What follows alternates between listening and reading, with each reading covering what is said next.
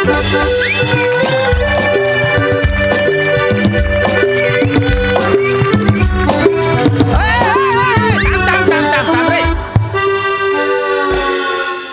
नाचायचे गाणे नको वाजाडत जाऊ रे. या गुडघ्यामुळे ना सगळंच अवघड झालेलं आहे. जय खानदेश प्रसाद दादा. जय खानदेश. जय खानदेश हो सई मॅडम. जय खानदेश. मी श्यामसुंदर राजपूत फ्रॉम हिमाचल. मग हिमाचल काय राजपूत काय हिमाचल मध्ये जाऊ शकत नाही का?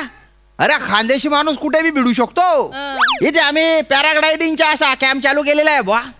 गैरे भारी भारी लोक आहे ना इथे पॅराग्लायडिंग करायला आले होते. ती तुमच्या हास्य जत्राची नाही का ती अशी दांडगीच्या दांडगी आहे ती भारी आहे ती एकदम वनिता घरात ती आली होती ना. आणि गेलो असं मस्त फिरत होतो बुवा. खाली येत येते ना मी तिला म्हटलं पाय वर घे पाय वर घे. मी सांगितल्यावर पाय खाली ठेवायचं म्हटलं जमिनीवर. ऐकलंच नाही तिला धीरच नाही. तिने पाय टेकवला आणि आम्ही घासत घासत गेलो. मला गुडघा सोलपटून गेला हो. तिने काही नाही ती 3 वेळा उधडली आणि चालली गेली. माझी वाट लागली ना. असं बा कॅरेक्टर इस्टॅब्लिश करण्यात आता मी जास्त काही वेळ वाया घालवत नाही. कारण बा किती बी वेगळं कॅरेक्टर असलं तरी करतो मी खानदेशी. तशी माझी गैर इच्छा असते बरं का वेगळं कॅरेक्टर करायची. पण कधी कधी ते वेगळं कॅरेक्टर ना माझ्या अंगाशीच येऊन जातं. आणि त्यान ना ते दोन्ही उदबिल्ले आहेत ना हा ते कधी कधी भलते जोरात असतात. आणि एखाद्या दिवशी असा दणकून स्किट पाडतात ना तर स्किट पकडू का कॅरेक्टर पकडू स्किट पकडू का कॅरेक्टर अशी पडझड होऊन जाते पडझड. बापरे. आणि आज आहे ना आज तर एवढी मोठी झेप घेतली पॅराग्लायडिंग. आणि आज तर अशी धाकधूक आहे ना उडतं का पडतं अशी धाकधूक आहे बुवा. काय ते जे 2 दलिंदर येणार आहेत ना ते लोकांच्या पाठांतराच्या जीवावर उडणारे कलाकार आहेत. आणि आज मी त्यांना हवेत उडणं शिकवणार आहे बुवा. याला सांग याला पण सांगा.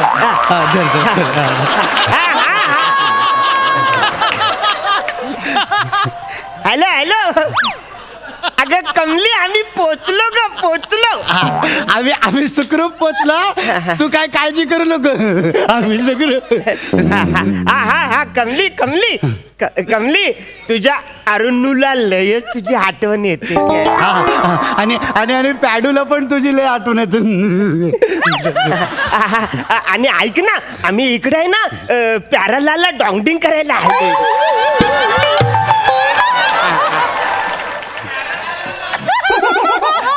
तू काळजी करू नको आम्ही लवकर येतो. एनिवे आपण पॅराग्लायडिंगला आता सुरुवात करू बघा. असं नका करू. आधी 4,000 रुपये भरा आणि नंतर सुरू करू आपण. किती 4,000. अरे 18 कोटी असल्यासारखं काय सांगतो. 4,000 भरायचे. अरे पण वसाऱ्या हवेतच जायचंय ना का मंगलावर जायचंय. 4,000 बुद्ध. इथे जर तुम्हाला पॅराग्लायडिंग करायची असेल ना 4,000 रुपये भरावे लागतील रे भाऊ. 4,000. थांबायचे तर थांबानी जा धंदा कोणी करू नका रे. हरकत नाही हे घ्या 4,000. 2,000 ह्याचे 2,000 माझे. ओ भो तुझे 4,000 याचे 4,000 मग 8,000 रुपये. रे वसाऱ्या 8,000 रुपयामध्ये 10 वेळा मंगलावर जाऊन आले. हे घे नाही घ्या बरं तुम्ही निघा. ऐका ना हे ठेवा. आणि आम्हाला ना घेऊन जा तिकडे. आमच्या बाबांची शेवटची इच्छा होती. पॅराग्लायडिंग करायची. नाही सुंदराबाई सोबत लग्न करायची. आता ही सुंदराबाई कोण आहे. सुंदराबाई इश्काचा विंचू फेम. बापरे. सौंदर्याची डबल बार. बापरे. नृत्य सम्राज्ञी सुंदराबाई. नाही पण त्यांच्या काय संबंध. अहो तिच्याशी आमच्या बाबांना लग्न करायचं होतं ना. पण ती सुंदराबाई आमच्या बाबांना भिकच घालत नव्हती. बाबांनी लय प्रयत्न केले माहिती आहे. अगदी मरेपर्यंत प्रयत्न करत होते. शेवटी मरताना ते असे अंतरुणावर खिळून पडले होते. आमच्याकडनं त्यांनी वचन घेतलं पोरांनो मी हयात असेपर्यंत मला काही सुंदराबाई मिळाली नाही पण मी मेल्याच्या नंतर तरी माझी अस्थी आहेत त्या सुंदराबाईच्या घराच्या आसपास टाका रे. आणि मग मेले. अरे पण याच्या पॅराग्लायडिंगचा काय संबंध रे. काय संबंध सांगतो ना. आम्ही त्या सुंदराबाईकडे गेलो शोधत तुला सांगितलं आमच्या बाबांची इच्छा आहे की तुमच्या घराच्या आजूबाजूला त्यांची अस्थी टाकायची. ते बोलले फालतुगिरी करायची नाही ताली करा. म्हणून आम्ही आता हवेतून त्यांच्या घराच्या आजूबाजूला टाकणार. हवेतून ऍड्रेस आहे जिकडे आम्हाला अस्थी टाकायचे.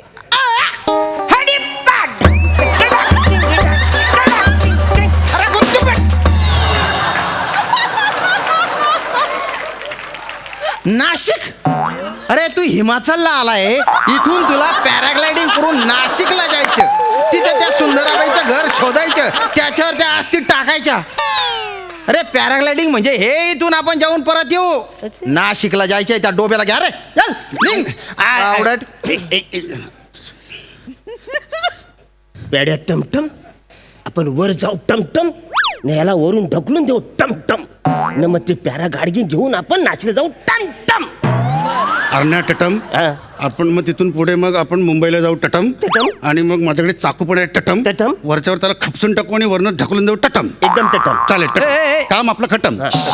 काय टटम टटम लावलं रे तुम्ही? काय नाही, ती आमची कोड लँग्वेज आहे, म्हणजे आमचं बोलणं कोणाला कळू नये म्हणून आम्ही ती तयार केली. अरे बापरे. पण तुम्ही बोललेलं सगळं काढलं बा, फक्त ते टटम का लावलं ते नाही कळ.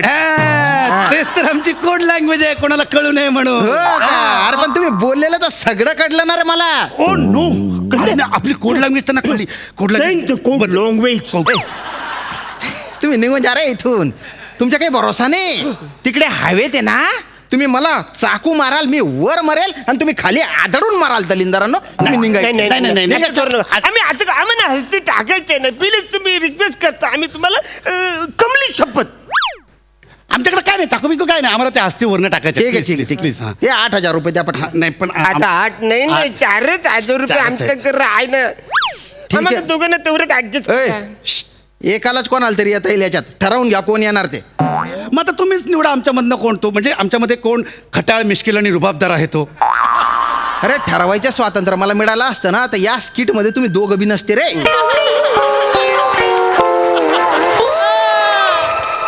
आम्ही दोघं बी नसतो, तर मग तू कोणासोबत असतो? तो पण एक प्रश्नच आहे बाबा. नाही पण ठीक आहे, तुम्ही तुमच्या ठरवून टाका पटकन. एक काम करा अरण्या, तू जा यावेळेस. मी जाऊ? तुला तुझा टॉमी पण शोधायचा आहे.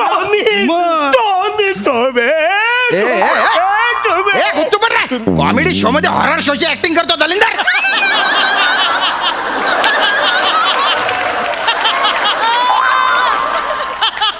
टॉमी म्हणजे काय कुत्रा आहे का याच्या? नाही, यांचा पोपट. अरे पोपटाला टॉमी नाव दिलं, त्या पोपटाच्या पोपट करून टाकला रे तू. ऍक्च्युली त्यानेच माझा पोपट केला. कसं काय? ते झालं, आम्ही आहे ना एके दिवशी गाण्यांच्या भेंड्या खेळत होतो, तर त्याच्यावर फ्र आलं. अरे असं कुठलं गाणं म्हटलं तू की ज्याच्या शेवटी फर आलं रे? ऍक्च्युली मी धनगर गीत गायलं हा. होतं, तर धनगर गीत नंतर मला मग मेंढ्यांचा आवाज करासा वाटला, मी केलं ब्या. अरे नको ना असं फ्रफ्रू करत जाऊ रे. तुझ्या बापाने पोपटासोबत गाण्याच्या भेंड्या खेळल्या होत्या का रे? आता दुसऱ्याबरोबर खेळलो तर मी हारतो, त्याच्याबरोबर मी जिंकतो. मग पुढे काय झालं? पुढे काही नाही झालं. मग त्याला काही सुचच ना, त्याच्यावर फ्र आलं, तो जाम तो चिडला असं? ना, उडून गेला. बरं. मग मी पोलीस चौकीत गेलो, पोलीस काकांना बोललो, पोलीस काका माझा पोपट उडून गेला. तर ते बोललो, तुझा पोपट उडून गेला? मग वाचार्या, यो पोपट हवेतली केस आहे, तर हवेतले पोलीस बघतात. अच्छा. तसं रेल्वे स्टेशनवर काही पण गुन्हा झाला तर रेल्वे पोलीस बघतात. असं. जमिनीवर काही पण केस झाली तर आम्ही बघतो. तसं तुझा पोपट हवेत उडालाय हा. ना, ती केस हवेतला पोलीस बघतात. अच्छा. आता हवेतली पोलीस चौकी कुठे आम्हाला माहिती नाही. नाही, म्हणून आमचा जो प्रॉब्लेम. अरे बापरे, हा?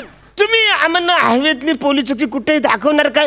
आम्ही लय वेळेला प्रयत्न केला हवेतली पोलीस चौकी बघायला, पण बऱ्याचदा खाल्ल्याचं त्याच्यात काय टेन्शन आहे, आपण पॅराग्लायडिंग करू ना, तेव्हा सिग्नल असतो तेव्हा असतात ना ते. साईडला थांबवणार, हो. साईडला थांबव सिग्नलवर. हो मग. तिकडच्या सिग्नलवरती निला पिवला हिरवा असतो काय? अरे तू ना असा कानपट्टा मा दिसू ना दलिंदर, इतका कसा बिंडो कर तू, बद्दड कुठला, सगळ्याचे उल्लू बनवतात का रे तुला?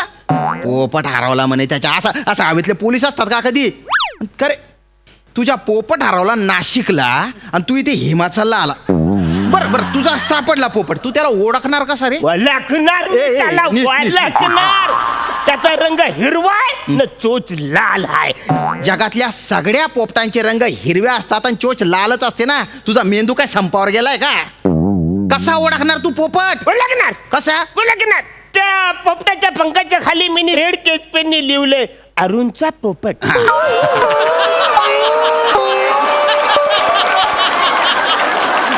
क्या बात आहे. म्हणजे आपण असं पॅराग्लायडर घ्यायचं बघायच्या पोपट कुठे दिसला पोपट, त्याच्या खाली घ्यायच्या आपण आणि ते पॅराग्लायडर उलट करायचं आणि बघायचं अरुणच्या पोपट आहे का.